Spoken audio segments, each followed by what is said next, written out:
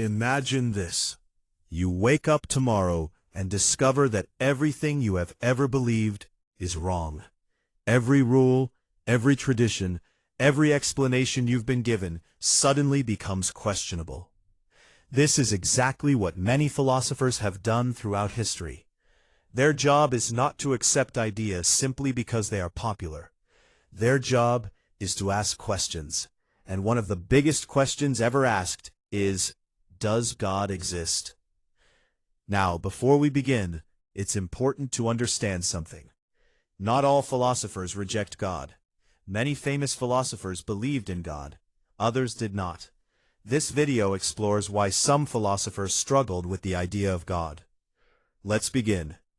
The problem of evil. One of the oldest arguments against God is called the problem of evil. The argument is simple. If God is all-powerful, he can stop evil. If God is all-loving, he would want to stop evil. So why does evil exist? Why do innocent children get sick? Why do earthquakes kill thousands? Why do wars destroy entire nations? The ancient Greek philosopher Epicurus asked questions like these more than 2,000 years ago. For many philosophers, suffering creates a difficult puzzle. If God is perfectly good and all-powerful, why is the world filled with pain?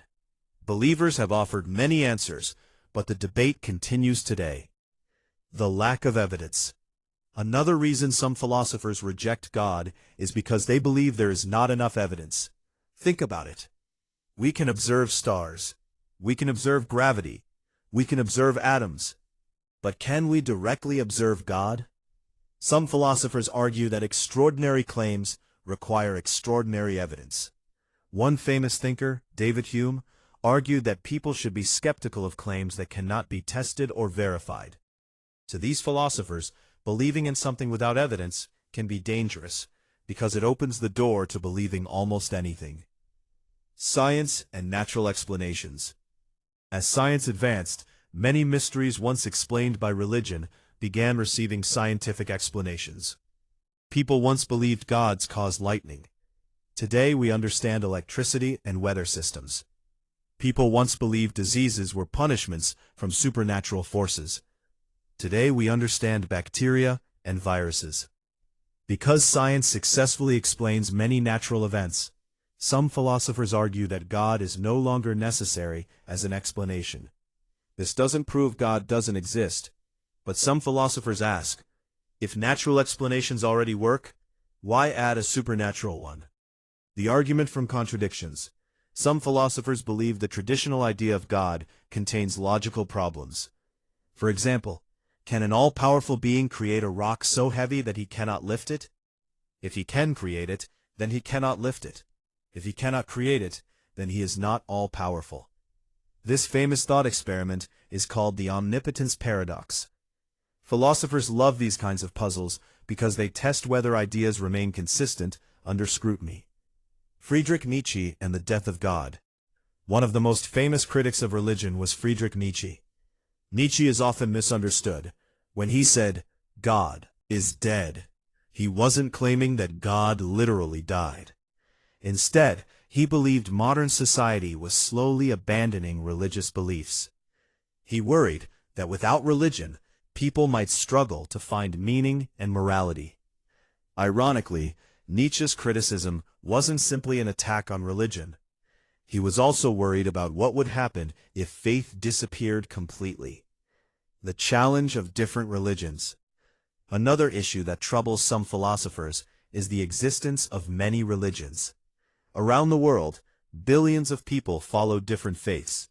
Some believe in one God, others believe in many gods. Others believe in no God at all. They often disagree about important truths.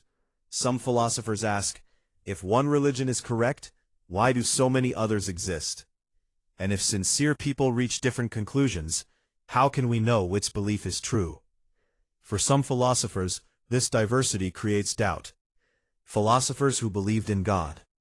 Now it would be unfair to end the story here. Many great philosophers believed strongly in God.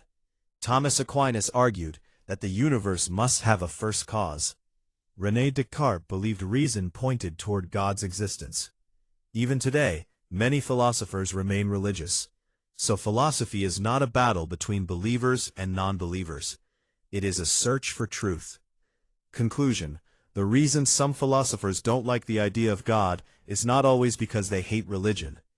Often, they simply believe the evidence is insufficient, the logical problems are difficult, or the existence of suffering raises serious questions. Philosophy teaches us to ask questions, challenge assumptions, and think deeply about the world. Whether you believe in God or not, the debate has lasted for thousands of years and continues today. And perhaps that is what makes it one of the greatest questions humanity has ever asked. What do you think?